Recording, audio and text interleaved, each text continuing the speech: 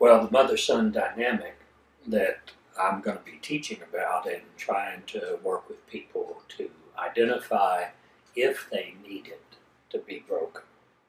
Um, Most men need to separate from their mothers in ways that most men don't talk about, but it impacts relationships with our wives, lovers, same-sex lovers included, um, and girlfriends. And so the whole workshop here at Rowe is going to be designed to focus on this issue and provide information, insights, and some real solutions for how to do this breaking of the relationship in a compassionate and kind way.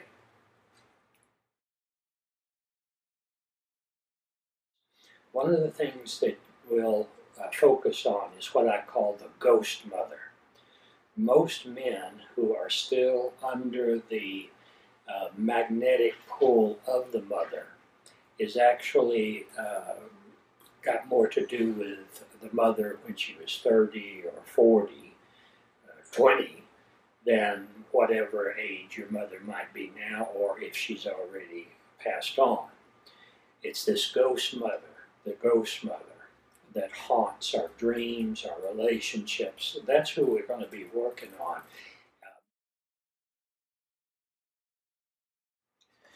My mother and I were like this, totally enmeshed from the time I was born until maybe my mid 30s, 34, 35. We weren't separate, we were glued at the hip. I told her my problems, she told me her problems, age inappropriate information. Um, in a discussion with a girlfriend in college between my mother and her, I'd almost always take my mother's side. If they're visiting his mother at Christmas and she looks out the window and says, "Oh, it's a beautiful sunny day," and your wife says, "No, it's not. It's a terrible looking day." And then you say, "Yes, my wife is right. It's a terrible looking day."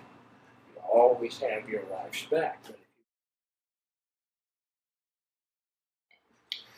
Well, it's a cultural stigma to say anything negative or bad about the mother, not only in this culture but in European culture.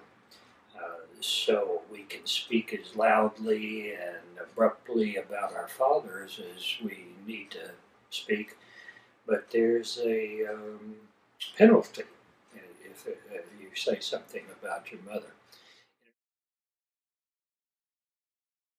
One of the main things that we're not going to do at Rowe on this weekend is shame our mothers, blame our mothers, uh, speak in a derogatory way, but in a truthful way.